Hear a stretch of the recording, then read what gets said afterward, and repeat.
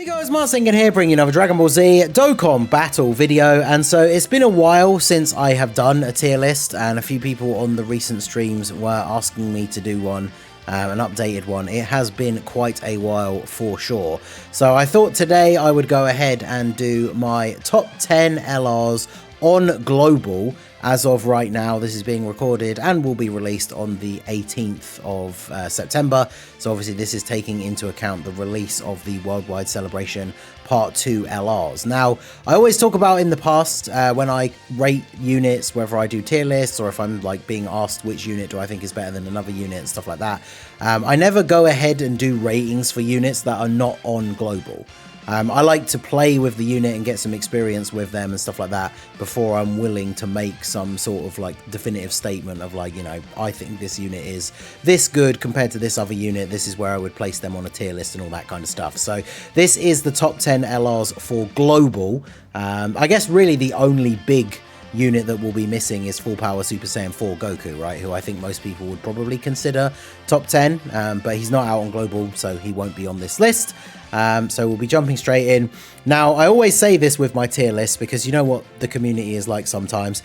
Obviously, this is my opinion. It's based almost entirely on my experience playing the game. So, you know, if you've used a unit and you had a ton of really good experience with them, and I used a unit a bunch of times and I had a really bad experience with them, I might put them lower on my list than you would. But at the end of the day, it's just my opinion. I'm not like married to this list in any way, shape or form. I could easily be convinced that units could move up or down 1 or 2 places.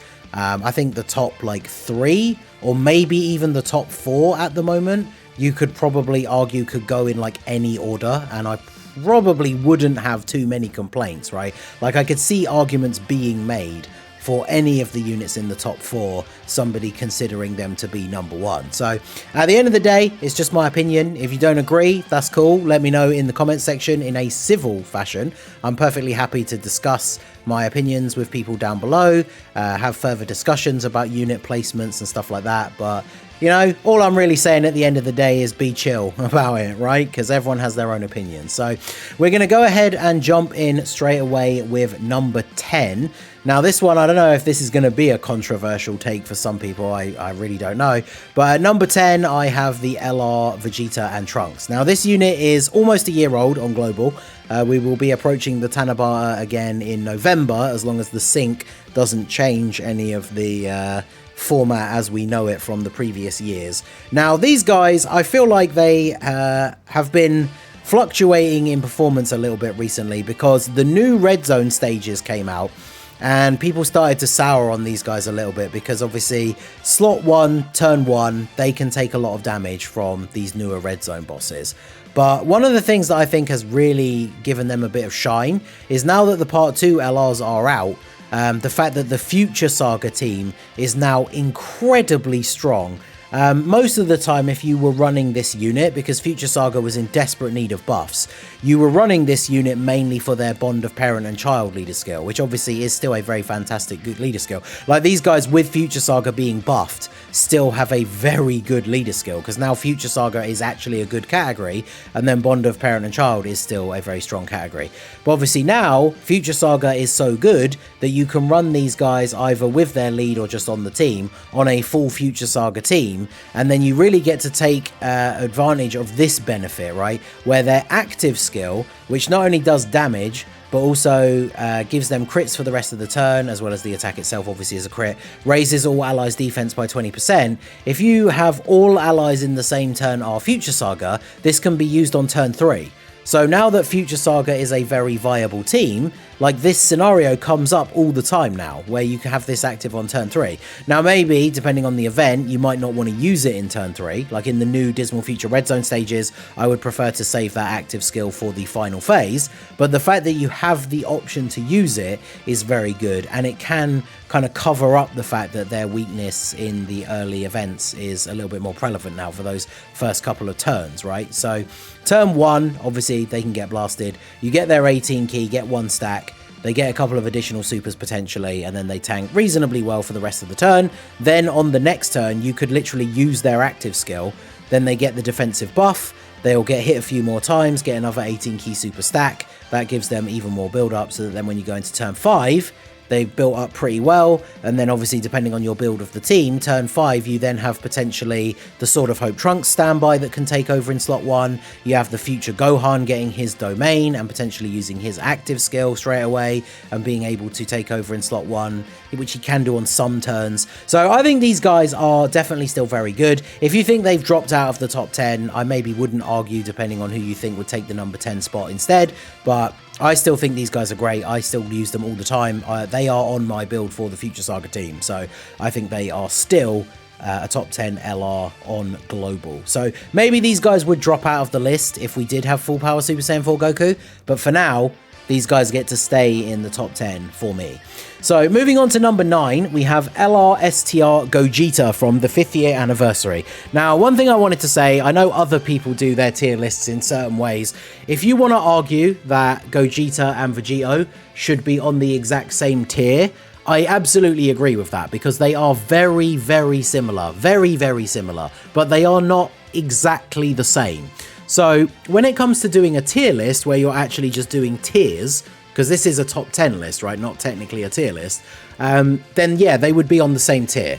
When it comes to doing a top 10 list, other people can do it if they want. Again, it's just my opinion. But if you're making a list of 1 to 10, you don't put 2 units in the same number unless they are exactly the same. And these 2 units are not exactly the same.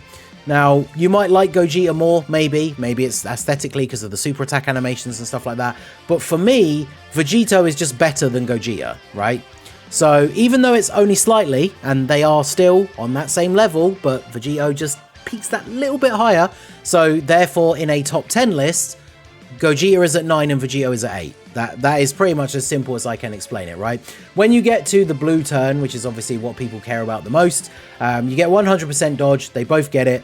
The big thing for Gogeta is he gets 2 additional attacks, each of which has a chance to be a medium chance to be a super attack.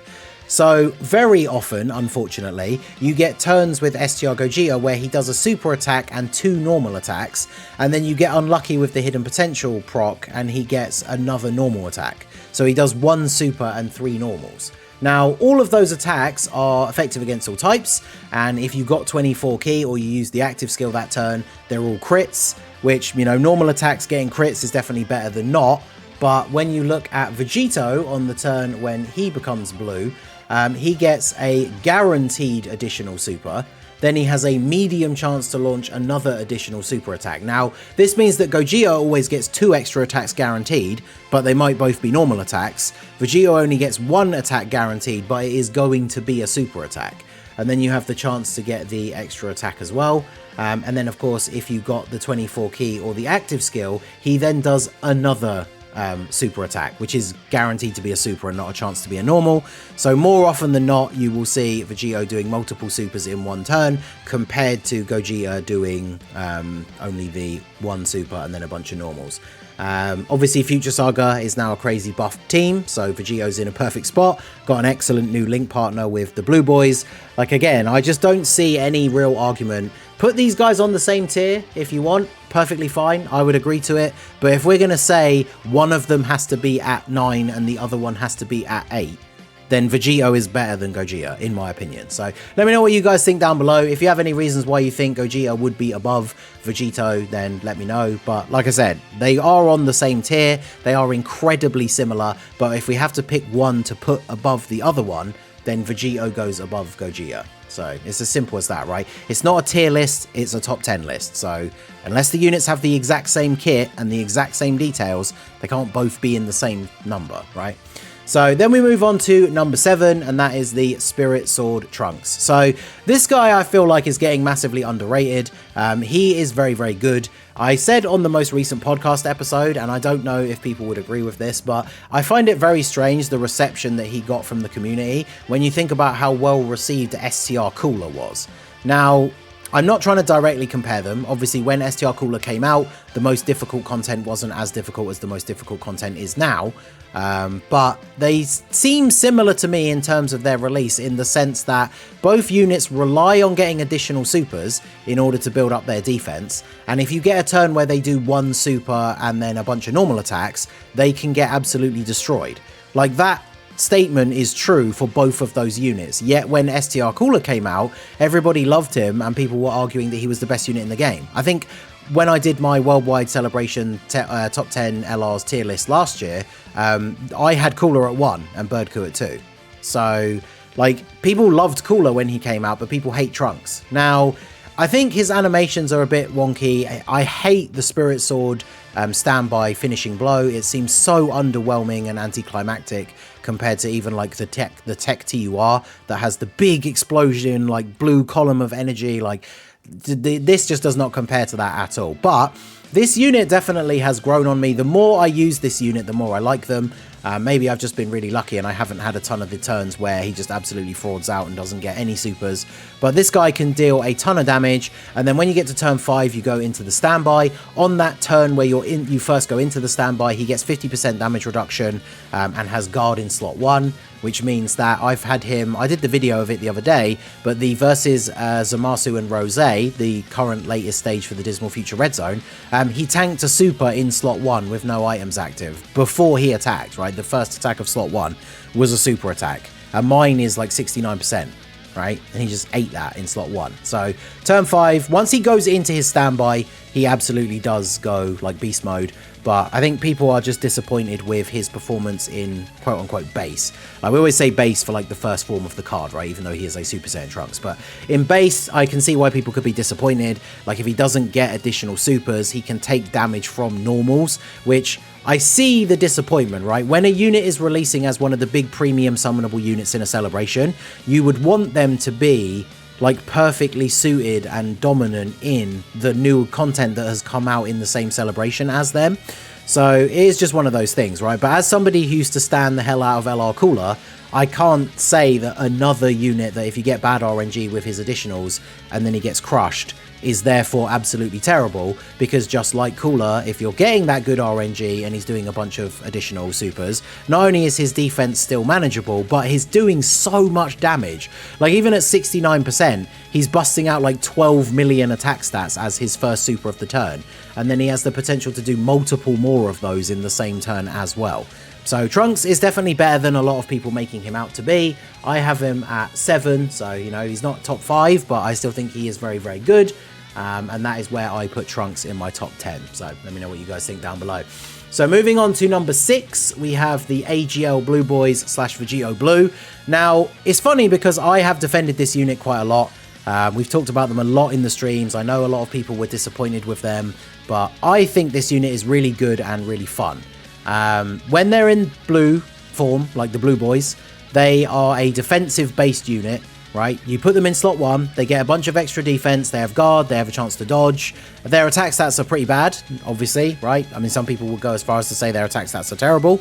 I mean, on a good rotation with Lynx and the very viable support units that the future team has access to, as well as some of the other teams that they're on, their attack stats are, you know, I'm not going to cope and say they're good, but they're not the worst for a unit that is incredibly strong defensively in slot 1, which teams kind of need to have as their anchor, especially for these harder events. And then obviously if you put them in slot 2, their attack stats can be better. They're still not like, you know, in the upper echelon of damage dealers, but their attack stats certainly are better if you put them in slot 2. But then they don't get the extra defense, so you can potentially get caught. I mean, if their guard is up, it's fine, but remember, they only get defense on their 18-key super, so if you put them in slot 2 and they bust out a bunch of additionals, they're not getting any extra defense. So, especially once their guard has run out, slot 2 is obviously quite dangerous for them, depending on, you know, what event, what boss, if there's potentially a super coming. But otherwise, they are good. Now, once you get to, or past, their 5th turn, they lose their guard, and that's when things can become a little bit scary, because I would say the worst thing about this unit in terms of my overall enjoyment of using them is the fusion condition. So HP 70% or less from the 5th turn, from their 5th turn. So if they started in slot 7 and they're on turn 3, the earliest they can fuse is turn 8, which is insane. And yeah, the fusion, full Future Saga team from the 7th turn. Now, there are a couple of ways you can play around this, which I know some people don't like, but we'll get into that a little bit. I don't want this to turn into a huge defending the Blue Boys video. But one thing you can do, which some people don't like, but is one thing that I've started doing recently in some of these challenge runs on the harder events, is if they're on the first turn, depending on the rotation, like maybe I really want them to be on that rotation because I only have one copy on the team, depending on the build. If they're on the first turn, one of the things that I will often do is float them off on turn 1. Because in slot 3, they've got, you know, they've still got their guard, they've got an okay level of defense. Unless you get unlucky and they eat a super in slot 3, they're not going to take tons of damage, right? And then what happens is they will then come back on turn 4. Now, this is still a turn earlier than they can fuse, but they will still have their guard. And once you get to turn 4, you can then look, like, analyze the situation. What phase of the event are you on? How much HP do you have? Because if you're now already below that 70% HP, then you don't float them off again. You put them in slot 1, let them shine defensively as they do, with their guard still active and their chance to dodge. And then, you know, don't go out of your way to get tons of healing from same type orbs and all that kind of stuff. And then when you come around to turn 6, then you can fuse. And if you've lost a little bit more HP, because there's the other thing to remember, once Vegeta Blue comes out, he is an absolute dominant beast. I don't think we need to talk too much about Vegeta. Like, if this card was just Vegeta right from turn 1, I think he would easily be top 3, right? But once he comes out, if you've also dropped to 50% or less HP, you can use his active skill straight away. So the fact that you can potentially be doing that on turn 6 is still pretty good. Now, again, I get people's disappointment. Like, before people start furiously typing, we'll get to the, you know, the acknowledgement of people's complaints. I do understand, especially if you're a big Vegeta fan, it kind of sucks that you might only get Vegeta out for like the last turn of the event. And I 100% agree. As I've already said, like, the fusion condition is my least favorite thing about this unit. But one thing I will say, and the way I tried to word it on stream yesterday, is I feel like that's the way you have to play around the unit, right? You have to play around when their guard is running out and their fusion condition. And if you just, like, you know, cross your arms and you're like, nope, I'm not going to play around the conditions, I'm just going to put them in slot 1, they're going to stay on main rotation, and then if I get to, like, turn, you know, 6 or 7 and their guards run out and they can't fuse, now I'm in trouble and I'm going to die. Like, you know, that's kind of, you can almost say, like, that's a misplay on your part, right? To not use the card the way their conditions are designed. Now, we can all agree, I'm not saying this isn't accurate, we can all say that their conditions suck, and the fact that you have to work around them so that you don't get that potentially fatal non-guard, non-fusion turn, that is disappointing, and I 100% agree with that. But that's the card we got. So you have to kind of play to the strengths of the card and play around their weaknesses. So that's why I'm now quite liking this float them off on their first turn, see what the situation is when they come back on the next turn, and if you're looking good for the potential fusion, then you can just keep them on rotation. If you're not, you float them off again, and then they come back on turn 7, and with the full Future Saga ally, well, actually no, they only need one, don't they? One Future Saga ally or a Future Saga enemy, then you can just fuse without the HP restriction. Now again, because people are going to say this, people always misinterpret any criticism of their complaints. Anytime you criticize someone's complaint, you get the, oh, so I can't have opinions. But, like, yeah, it sucks that you might have to float them off twice and then they don't come back till turn 7. But I mean, that's the way you use the card, right? If you're bringing these crazy powerful teams where you're just not dropping below 70% HP, then if you don't play around that fusion condition, then you can lose their guard and they get you killed, which does suck. Again, I feel like I've tried to agree with this as much as possible, right? Like, I'm not saying, oh, you're not allowed to like their fusion condition. If you don't play around their confusion condition, you suck. Like, none of that stuff, right? I don't mean any like that at all. But I think when you use the unit in the right way, sometimes you got to get lucky. You get some RNG, you lose some HP, then they're going to shine like straight away on turn 5. But I still think this unit is absolutely incredible and very fun to use. And like I said already, I don't think anyone's going to argue that Vegeta Blue himself isn't absolutely cracked, right? I think the only criticism I see is that people think his attack stats are a little bit too low for what they would like to see. But I think those people forget that, like, he's super effective against all types, so the numbers don't need to be as high as other LRs who aren't super effective. And then, of course, he's giving the entire rotation 50% defense when he gets his 18 key super, which is ridiculous when you think about how good some of the other defensive units are on his team. So there you go. I feel like I spent way too much time having to talk about this unit, which I guess does just show you how divisive and like controversial he is in the community, I suppose, especially more so this part of the card. But yeah, I still think this unit is great. And it's kind of crazy to think they're only at 6, but these guys are really, really good. So moving on to number 5, we have Zamasu. So I don't know if I would per se Zamasu is like leagues above the blue boys, but obviously in terms of Zamasu versus just blue Goku and Vegeta, I think it's pretty clear that he is better than them, right? He is a very different unit to them in the fact that he starts off incredibly powerful, because obviously he has all of his damage reduction right at the beginning. So he is incredibly powerful straight from turn 1, and then he starts to get slightly weaker as we get deeper into the event. So if we don't take into account the infinite Zamasu, who obviously is technically invincible, Vegeta Blue, once you've transformed, is better than this Zamasu. But obviously they have a similar condition and are transforming around the same turn. Once you get to infinite Zamasu, then obviously you can't take any damage. And then of course you have the domain, which increases damage to super enemies. Now, the problem with that, of course, as we've discussed, you know, when he came out, is there aren't that many events in the game that people consider the most difficult, most relevant events where you're fighting against super type enemies. Like if this unit had the exact same kit but was geared towards fighting extreme units, which sounds familiar for a unit that we might be getting to shortly, they would be considerably better, because more of the events in the game that are considered the relevant events are against extreme type enemies. So even though that is the case, obviously this guy is still really, really good. The infinite Zamasu being basically invincible is awesome. The fact that his 18 key super is an AoE, which is interesting because there's not really any events where that's relevant at all. Like World Tournament, you're never going to be transforming into infinite Zamasu, right? So it's very interesting that it is an AoE, but we don't have any events that will make use of that.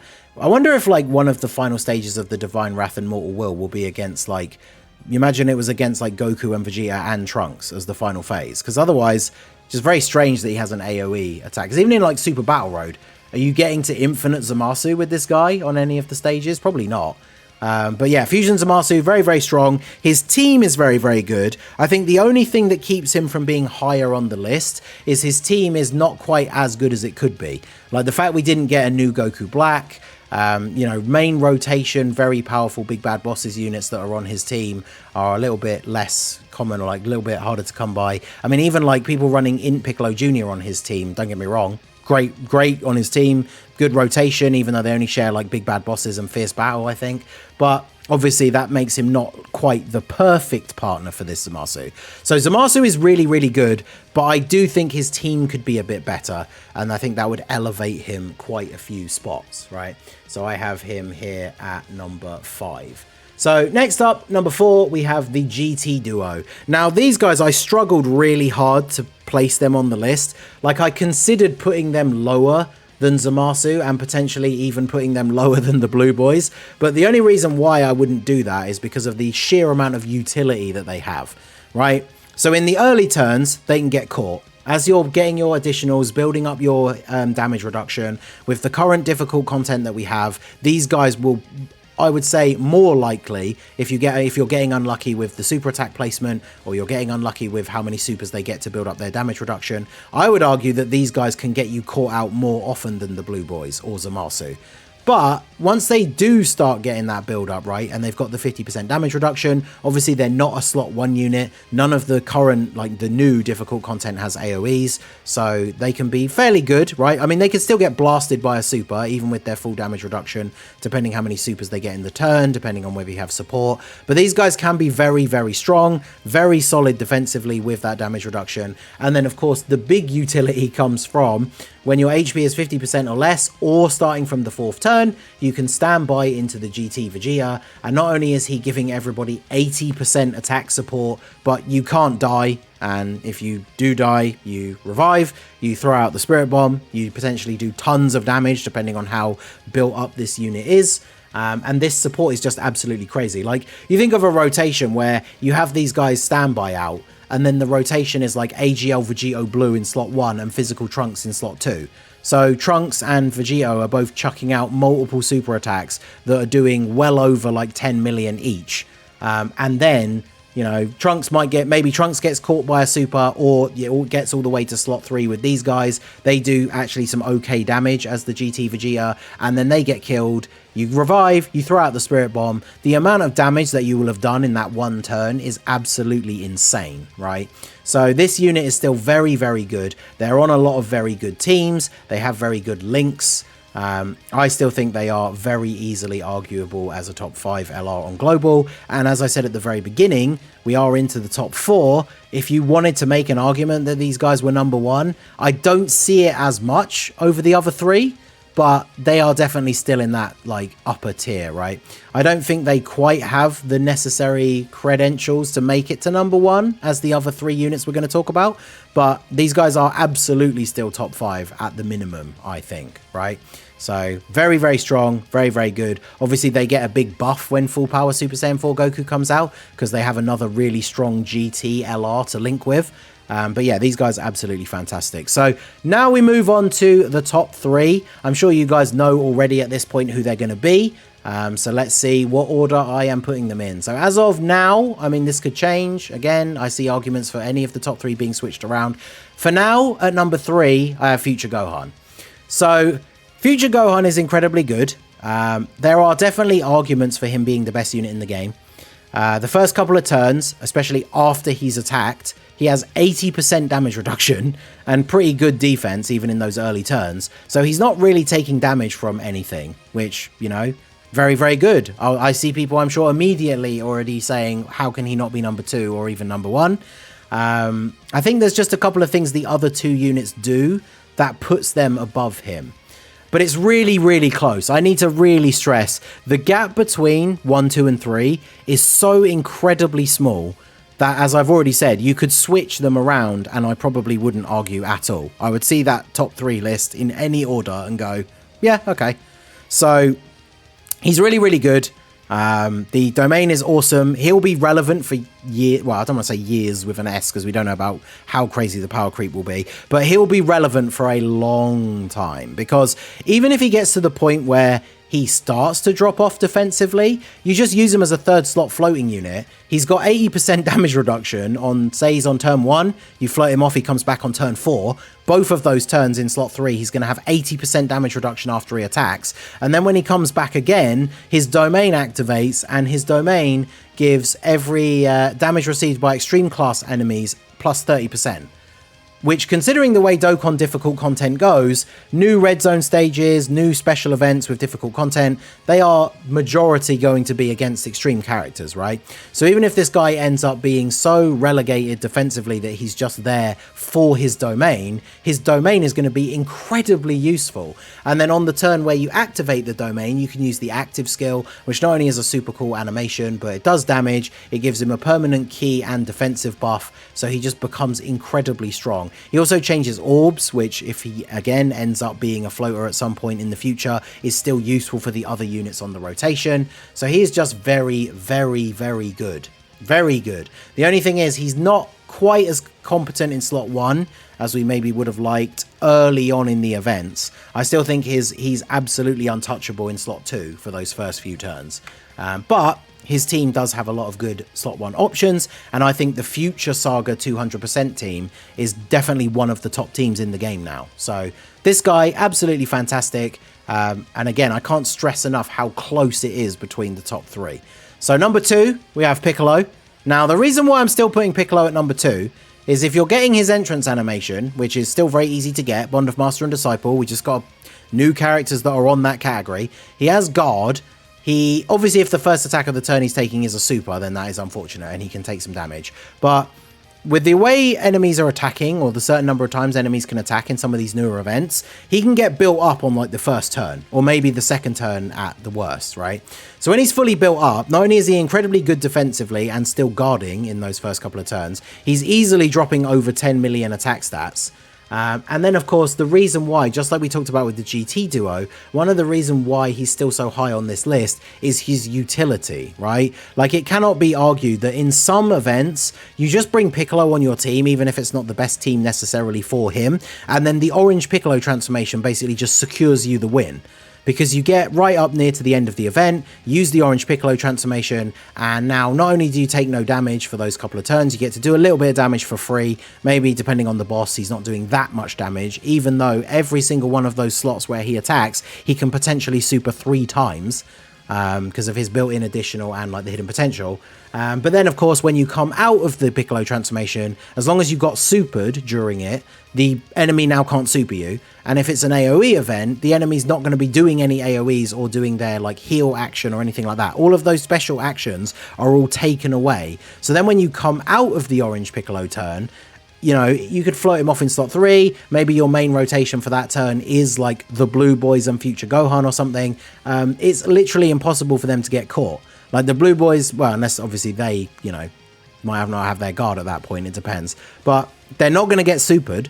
So you could put Gohan in slot 1, because by that point he's going to probably have his passive fully maxed out. You don't have to risk him eating a super. So yeah, like like Piccolo's orange transformation, even now in some of the new harder stages, can be like an auto win button. Like he's just so good. And then of course the thing that you don't even often see, because 30% is kind of a tricky HP restriction, if you drop to 30% or less HP once he's received 7 attacks, you get a full heal, and then he gets an additional 30% damage reduction from that turn onwards. So he does almost become like nigh on invincible at that point after having just given you a full heal. So this Piccolo is still insanely good, still has an incredible amount of utility. If you value the overall damage output and stuff like that over utility, like I said, I could easily see putting Future Gohan above this guy. I think when I first started making the list, and I was just dragging the pictures onto it as quickly as possible, I put Gohan above Piccolo, and then when I was thinking about it, I moved Piccolo up. So even when I made the list, I kind of changed my mind at the last minute. So I could easily see Gohan being above him. I could easily see Gohan in the number 1 spot. So, and then of course I could see this guy being in the number 1 spot potentially. So the final unit will come as no surprise. I mean, who else is there left that we haven't talked about? You guys know who it is, of course, and that is STR Bulma. Now, the reason why I think Bulma is so high on the list is she has a very similar trait to the Piccolo, which is that if she goes on the team that you're building, you put her on the team. Like, why wouldn't you? So, I mean, that already screams like best unit in the game. Like, if she can go on the team that you're going to run, you put her on the team. Like, why wouldn't you? Right? She has support that carries over to the other rotation, which is incredibly powerful. She obviously has the guard. She has damage reduction, which she builds up over time, which then kind of coincides with the guard running out. Then you have the active skill on turn 7, which I think a lot of people don't even think about that sometimes, her active skill, because I know some of the events, if you're bringing these very crazy powerful burst teams, you can kind of win before then. But you get to turn 7, she changes all the orbs to STR, which is not only good for her, but can be useful for some other units if you want to incorporate their abilities like Nukas and stuff like that. But then it gives all allies key 7 and 17% attack and defense, which is a multiplicative buff, so it's a really strong buff, and makes them all attacks effective against all types for 1 turn. So if you're running again, like say you've got like the future Gohan and the new Trunks as a rotation, because let's say Gohan is fully built up, like I've already said he's risky in slot 1, but we'll use that as an example rotation. You have future Gohan in slot 1, Trunks in slot 2, and then Bulma in slot 3 on the turn where she uses her active skill. Those 2 new LRs with attack and defense 17% stacked on top of what they're doing already and effective against all types, they're just going to go absolutely insane. So Bulma herself, like her attack stats can actually still be pretty good. They're not like super crazy, but if you get enough orbs, she gets a guaranteed additional super. So then with the hidden potential, she can super 3 times. She greatly raises defense on all of her super attacks. So she just is incredibly good. Like the only times that she's really taking any big damage is if you're putting her in slot 1 in like the first couple of turns of these really difficult events. But she's there to be a floating support unit. Now I know if you float her off, she gives support to the next turn, and then you get 1 turn where you don't have the support. So if you're keeping her on main rotation, you can have her support active all the time. But I mean, yeah, she's just incredible. Like The one thing the game would so benefit from is if we got an extreme unit that was doing what she's doing for like the extreme teams, right? That would be insane. You constantly see people saying like, we need the extreme version of Bulma, right? This unit is just fantastic, even though it's Bulma, so she would obviously be relegated to categories like Peppy Gals, Youth, Dragon Ball Saga. She's of course on Power of Wishes, which gives her access to a ton of these really powerful teams. Earthbred Fighters obviously is up there as well. So Bulma is just incredible. Again, I just have to reiterate, right, because I'm sure people are going to comment regardless about the top 3 placements. You could put the top 3 in any order, and I wouldn't disagree. If you think Piccolo's utility is more useful than Bulma's support, and you put him over her, that's fine. If you think Future Gohan is so just out and out dominant on his best turn, which is probably turn 5, where you get the domain and use the active skill, you think he's so like oppressively dominant, it puts him above the value that she gives with her support, I probably wouldn't argue with that either. So I think I have the view here. So here is the top 10 as just a list. So there you go, 1 to 10. We have Bulma, Piccolo, Future Gohan, the GT Duo, Fusion Zamasu, Blue Goku and Vegeta, Spirit Sword Trunks or Sword of Hope Trunks, Tech Vegito, STR Gogeta, and Int Int Vegeta and Trunks. So there you go, in list form, that is my top 10. Bulma at 1, Piccolo at 2, Future Gohan at 3, GT Duo at 4, Fusion Zamasu at 5, Blue Goku and Vegeta / Vegito Blue at 6, the Sword of Hope Trunks at 7, Tech Vegito at 8, STR Gogeta at 9, and then LR Vegeta and Trunks at 10.